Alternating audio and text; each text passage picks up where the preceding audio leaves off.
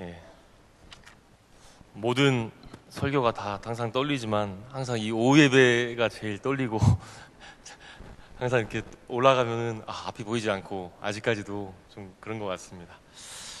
예, 제가 어려서부터 초등학교, 중학교, 고등학교를 같이 다니던 그런 중마고우들이 있었습니다. 같이 방황하면서 청소년 시절을 보내던 그러한 친구들이었습니다. 세상에서 이야기하는 참으로 속된 말로 찌질한 그러한 친구들이었습니다. 저도 그러한 찌질한 친구들의 친구였으니 얼마나 찌질했겠습니까? 공부하는 거리가 아주 멀었었고 노는 것을 참 좋아했었습니다. 저는 아직까지도 제 고등학교 때 성적이 생생하게 기억이 납니다.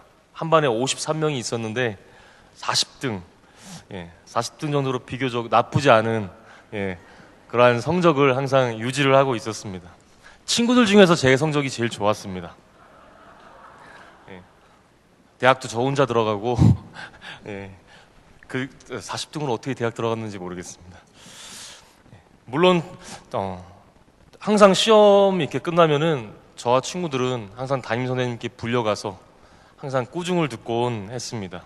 선생님께서 항상 하시는 말씀이 이 빌어먹을 놈들아, 도대체 너네는 커서 뭐가 되려고 그렇게 공부 안 하고 징글맞게 그렇게 살아가니?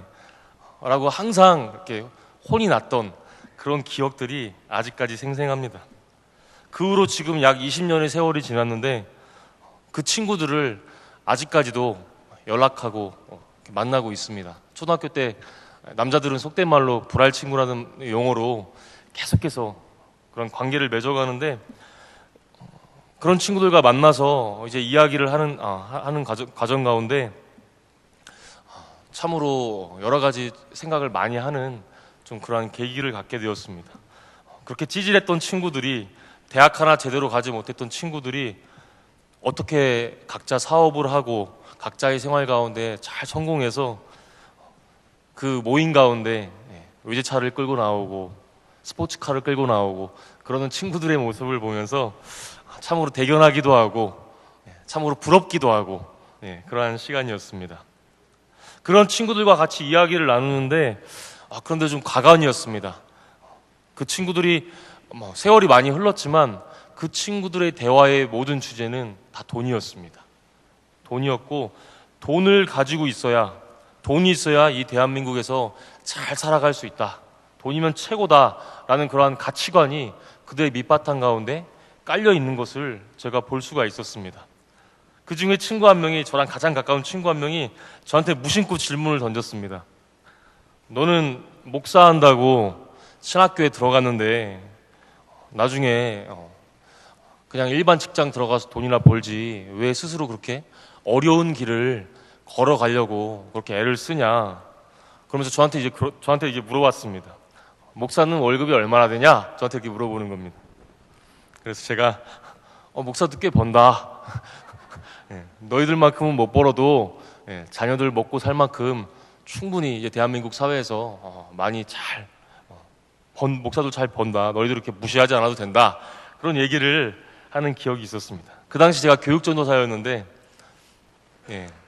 차마 제 월급은 이야기를 그 친구들이 그 당시 버는 돈이 다 억대 연봉이 받는 친구들이었기 때문에 제가 차마 그들 친구들 앞에서 80만 원 월급 받는다고 말을 할 수가 없어서 굉장히 왠지 모르게 초라해지고 작아지는 좀 그러한 시간이 있었습니다. 저를 굉장히 걱정해주는 말이었는 것 같았지만 사실 그날 굉장히 빈정이 많이 상했습니다.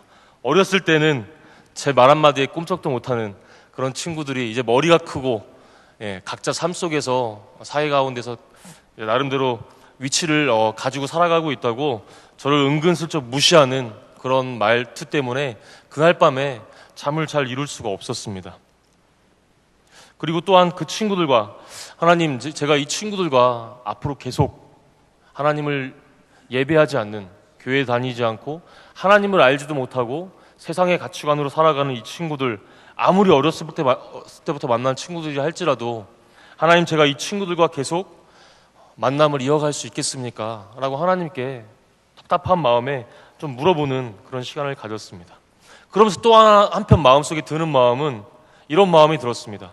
하나님께서도 이 친구들, 지금은 하나님을 알지 못하고 육신이 원하는 대로 살아가고 있지만 하나님께서는 이 친구들도 사랑하실 텐데, 그리고 이 친구들, 나를 사역자로 부르신 이유가 이 친구들도 예수님 믿고 구원받기 위해서 또 나를 하나님께서 사역자로 부르셨을 텐데, 그러한 두 가지 마음이 저희 마음 가운데 공존했었습니다. 그러나 애석하게도 그렇게 떵떵거리고 폼나게 살아가는 그러한 친구들이 또 은근슬쩍 마음속으로는 내심 부러웠습니다. 저도 어렸을 때부터, 남자들은 누구나 그런 소망이 있지 않습니까? 폼나게 떵떵거리면서 내 이름 석자 날리면서 한번 살아가고 싶은 그런 입심양명의 꿈이 남자들은 어렸을 때부터 누구나 그런 꿈이 있는 것 같습니다. 그러면서 제가 하나님께 그날 조용히 누워서 기도했습니다. 하나님, 저 친구들은 하나님이 없어도 세상적으로 성공해서 떵떵거리며 즐겁게 살아가고 있는데 예수님을 따라 사역의 길을 걷고 있는 저는 뭐죠? 세상적으로 볼 때 참으로 매력 없고 볼품이 없는 것 같아요. 소개팅 하나도 제대로 들어오지 않고 너무나 비참합니다. 사역자라고 하면 이제는 소개받으려고 했다가도 소개팅까지 취소가 되는 그러한 비참한 현실 가운데 너무나 가슴이 아픕니다. 그렇게 하나님께 기도를 드렸습니다. 오늘 하박국 선지자도 저와 상황은 틀리지만 아마도 비슷한 마음이 아니었을까 생각해 봅니다. 종교개혁을 대대적으로 이룩한, 하나님께서 보시기에 선하다고 인정을 받았던 그러한 요시야 왕이 죽은 후에 그의 아들 여로보암이 유다를 통치하면서 사회적으로 국운이 쇠퇴해지고 있었습니다. 여로보암은 자신의 이익을 위해서 폭정을 마음껏 휘두르면서 나라는 정치적으로, 도덕적으로, 종교적으로 타락의 길을 걷게 되었습니다. 그러면서 사람들은 율법이 해이해지고 정의가 시행되지 않으며 악인이 판을 치는 그러한 세상이 되어버렸습니다. 하박국 선지자는 이러한 상황 가운데 하나님께 질문을 합니다. 하나님, 유다의 죄악을 왜 하나님께서는 보고만 계십니까? 하박국의 마음 가운데 아마 이러한 마음이 있었던 것 같습니다. 유다의 죄가 계속해서 허용되는 것은, 죄의 대가를 받지 않는 것은 하나님의 책임이 아닙니까? 그러자 이 하박국의 질문에 하나님께서 대답을 하십니다. 내가 바벨론이라는 몽둥이를 들어서 유다를 심판할 것이다. 그러자 하박국은 하나님께 또 다시 질문을 합니다. 아니, 하나님께서는 눈이 정결하시고 악을 참아 보지 못하시는 그러한 하나님이신데 바벨론처럼 악한 나라를 사용해서 그들보다 의로운 유다를 심판하시는 게 지금 말이나 되는 소리십니까? 라고 하박국이 되묻게 됩니다. 그러자 하나님께서 또 응답하십니다. 바벨론이란 나라도 결국에는 나의 도구에 불과하다. 많은 피를 흘리며 우상을 숭배하는 그들도 결국에는 심판을 받게 될 것이다. 후에 이 바벨론이란 나라도 결국에는 페르시아라는 나라에 의해서 하나님께서 페르시아라는 나라를 들어서 바벨론을 심판하십니다. 결국 하나님께서 하박국에게 하고 싶은 그런 말씀은 이것이었습니다. 악인은 교만하고 정직함이 없어서 그렇게 살다가 심판을 받아 망하게 될 것이다. 그러나 의인은 구원을 받게 될 것이니 그러므로 믿음으로 말미암아 살아가야 하느니라. 악인은 이 땅 가운데 형통해 보이나 결국 심판을 받아서 망하게 될 것이고, 믿음으로 말미암아 살아가는 의인들은 결국 구원을 받게 될 것이라는 것이 하나님의 말씀을 통해서 하박국 선지자는 비록 무화과나무가 무성하지 못하고 포도나무에 열매가 없으며 감람나무에 소출이 없으며 밭에 먹을 것이 없으며 우리의 양이 없으며 외양간에 소가 없을지라도, 즉 다시 말해서 자기 종족 유다가 바벨론이라는 그러한 나라에 의해서 멸망하는, 나라가 망하는 아픔이 찾아올지라도 그 가운데 믿음으로 살아가는 의인들은 결국 모두 구원하시겠다는 그러한 하나님의 약속의 말씀에 오늘 하박국은 나는 여호와로 말미암아 즐거워하며 나의 구원의 하나님으로 말미암아 기뻐하리로다 라는 고백을 하며 오늘 하박국서는 끝을 맺게 됩니다. 제가 오늘 하박국 말씀을 묵상하는 가운데 아직까지도 세상 가운데에서 많은 돈을 벌어 부귀영화를 누리고 내가 해보고 싶은 대로 다 해보고 즐겁고 폼나게 살아보고 싶었던 그런 어릴 적의 소망이 가끔씩 꿈틀거리는 그런 모습을 보면서 깊은 생각을 해보게 되었습니다. 가정을, 깊은 생각에 꼬리에 꼬리를 물다가 하나의 가정을 해보게 되었습니다. 나에게 현실적으로는 불가능한 일이지만 천억이라는, 나에게 큰돈 천억이 있다고 가정을 한번 해보자. 나의 평생에 내 육신과 정욕이 원하는 대로, 내가 하고 싶은 대로 만족하면서 그 천억을 가지고 살아갈 수 있을 거야 라고 생각을 했습니다. 100억짜리, 상상만 해도 행복한 그런 100억짜리 대저택을 하나 구입을 하고, 그리고 정말 세상 사람들이 부러워할 만한 그러한 스포츠카를 한 7대 정도 제가 구입을 해서 날마다, 요일마다 제가 그 스포츠카를 바꿔 타고 다니고, 경치가 아주 좋은 곳에 별장을 여러 군데 지어서 매일매일 정말 최고급 한우 2플러스 꽃등심을 구워 먹고, 그리고 이따금씩은 남녀 연예인들을, 세상 속에서 잘 나간다는 그런 남자들, 여자 연예인들을 초청해서 파티를 하며 행복한 하루하루를 보내고, 전용 비행기를 하나 사서 내가 다니고 싶은 곳, 세계 일주를 하면서 내가 사고 싶은 것, 먹고 싶은 것, 육신이 원하는 쾌락을 누리며 가끔가다 마음에 양심이 찔리면 손도 베풀고 어려운 사람도 도와주면서 그렇게 딱 100세까지 떵떵거리면서 내가 행복하게 살아갈 수 있을 것이다. 그런 가정을 제가 해보았습니다. 그리고 실제로 하나님께서 나에게 실제로 그러한 선택을 할 수 있는 기회를 주신다고 생각을 해보았습니다. 하나님께서 만약에 저에게 내가 너에게 1000억을 주겠다. 그런데 만약에 그것이 부족하면 내가 너에게 더 큰 돈, 1조라는 돈을 너에게 더 줄 수가 있다. 그 정도면 너가 원하는 대로 이 땅 가운데서 누릴 것 다 누리면서 좋기 100년은 호화롭게 살아갈 수 있을 것이다. 그렇지만 너희 육신이 원하는 대로 내 인생을 즐기며 호화롭게 너는 살아갔기 때문에 예수님께서 말씀하신 부자와 나사로의 비유에서처럼 너에게 구원은 허락되지 않을 것이다 라는 생각, 첫 번째 가정을 해보았습니다. 두 번째 선택은 이것이었습니다. 묵묵히 나의 삶 가운데 내가 예수님의 십자가의 길을 따라가는 것이다. 그러나 나의 인생이 평탄하지만은 않을 거야. 예수님께서 분명히 나에게 말씀하셨지. 아무든지 나를 따라오려거든 날마다 자기를 부인하고 자기 십자가를 지고 나를 좇을 것이니라. 누구든지 자기 목숨을 구원하고자 하면 잃을 것이고, 누구든지 나와 복음을 위하여 자기 목숨을 잃으면 내가 구원할 것이다 라고 예수님께서 분명히 말씀하셨지. 그렇게 살아가는 인생이 과연 쉽고 재미있는 인생이겠어? 아마도 이 땅 가운데 나의 삶이 즐겁고 행복하지만은 않을 거야. 때로는 무척 고독하고 고통스러운 일들이 끊임없이 나의 인생에 기다리고 있을 거야. 예수님의 제자들과 사도 바울도 그러한 삶을 살아갔잖아. 그렇지만 그렇게 살아가는 나는 장차 하나님께 영원한 생명과 생명의 면류관을 받을 수 있을 거야. 하나님께서 분명히 말씀을 통하여 우리에게 약속한 것이니까. 나는 무엇을 과연 선택해야 될까? 1번을 선택해야 될까? 아니면은 2번의 삶을 내가 선택해야 될까? 여러분들이라면 몇 번의 삶을 선택하시겠습니까? 부자와 나사로의 비유 가운데서 분명히 예수님께서 말씀하셨습니다. 부자가 천국에 들어가는 것이 낙타가 바늘기에 들어가는 것보다 어렵다고 말씀하셨고, 재물과 하나님을 동시에 사랑하고 동시에 섬길 수 없다고 예수님께서 계속적으로 반복해서 말씀하셨습니다. 저는 2번을 택할 것입니다.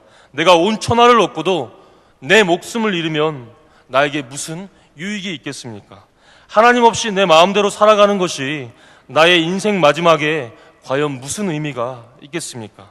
오늘 하박국의 고백처럼 구원의 소망 되시는 그러한 하나님만이 저와 여러분의 유일한 소망이며 기쁨이 되시길 소망합니다. 이 땅에서 하나님을 알지 못하고 자신의 육신이 원하는 대로 마음껏 살아가고 있는 그러한 악인들의 형통을 부러워하지 마시고 묵묵히 믿음으로 주님의 길을 걸어가시는 그러한 시흥교회 성도 여러분 되시길 주님의 이름으로 축복합니다. 시흥교회 성도 여러분, 그렇다면 우리가 이 땅 가운데 믿음으로 살아간다는 것은 과연 무엇이겠습니까? 주님께서 분명히 말씀하셨습니다. 물이 바다를 덮음같이 여호와를 인정하는 것이 온 땅에 가득할 것이다. 그리고 그날은 머지않아 오게 될 것이다. 그날에는 내가 하나님 없이 자기 육신이 원하는 대로 살아가는 그러한 악인들을 심판하고 하나님의 언약의 말씀을 붙들고 소망을 가지고 살아가는 그러한 의인들을 내가 모두 구원할 것이다. 그렇게 말씀하셨습니다. 그러니 악인의 형통을 부러워하지 말고 믿음으로 묵묵히 주님의 길을 걸어가시는 시흥교회 여러분 되시길 소망합니다. 저는 어려서부터 남들 다 하는 결혼, 저는 하지 못할 줄 알았습니다.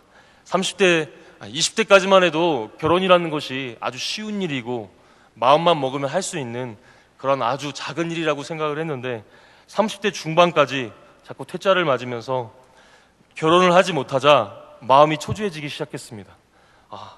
노총각이 되어지면서 결혼 못하고 늙어가는 것은 아닌가라는 그러한 두려움이 마음 가운데 엄습하기 시작했습니다. 그런데 놀라운 것은 어느 날 그렇게 하루하루 살아가다 보니 눈을 떠보니 한 여자가 제 옆에서 잠을 자고 있었습니다. 아주 아리따운 여자가 제 옆에서 잠을 자고 있었습니다. 그것을 보면서 내가 결혼을 했구나. 내가 드디어 결혼을 했구나. 나에게 다가올 것 같지 않았던, 나에게는 올 것 같지 않았던 그런 결혼이 어느 순간 정신 차려보니 나에게 현실로 다가왔구나. 그런 생각을 하게 되었습니다. 우리가 이렇게 저와 여러분들의 삶의 영역 가운데 하나님께서 맡겨주신 일을 감당하다 보면 더디게만 보이는 그러한 예수님의 약속, 이 땅 가운데 다시 오시겠다고 말씀하신 그 예수님의 약속이 어느 순간 속히 이루어져 있을 그런 날이 분명히 저와 여러분들에게 다가올 것입니다. 반드시 그날은 지체하지 않고 다가올 것입니다. 우리를 향한 주님의 약속이기 때문입니다. 말씀을 맺겠습니다. 성경을 보면 하나님께서는 저와 여러분들을 향한 그러한 선한 계획들과 약속들이 이 성경 가운데 가득합니다. 그리고 그 계획과 약속은 모두가 다 이루어졌습니다. 그 약속이 바로 사람이 아닌 시건하지 않으시고 거짓말을 하지 않으시는 그런 하나님께서 저와 여러분들에게 하신 약속의 말씀이기 때문입니다. 오늘은 저희가 대림절 첫 주로 예배하며 나아가고 있습니다. 대림절은 이 땅에 오실 그러한 예수님의 탄생과 다시 부활하셔서 이 땅 가운데 다시 오시겠다고 약속하신 그런 예수님의 재림을 우리가 기다리는 그러한 날입니다. 그러나 그 약속을 받은 지 무려 2000년이라는 그러한 2000년이 넘는 그런 세월이 훌쩍 흘러갔습니다. 그럼에도 불구하고 저와 여러분은 그 하나님의 약속을 소망하며 인내하며 기다려야 할 것입니다.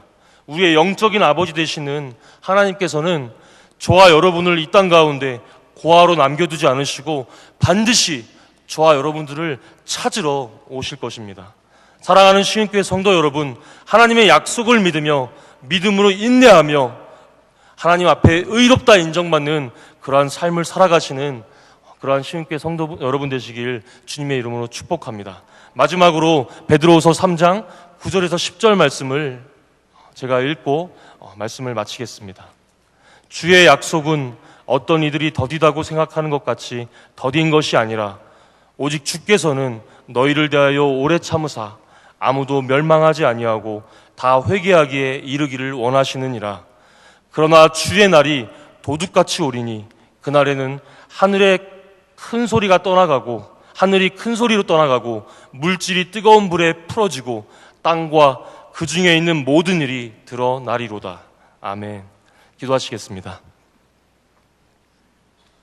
하나님, 우리 모두가 주님의 약속을 바라보며 이 땅 가운데에서 믿음으로 인내하며 살아가는 우리 시흥교회 모든 성도들 될 수 있도록 은혜를 베풀어 주시옵소서.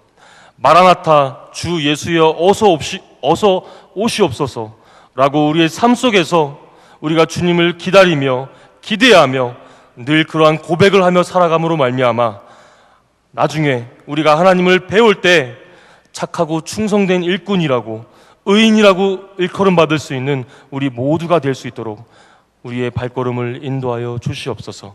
예수님의 이름으로 기도드립니다. 아멘.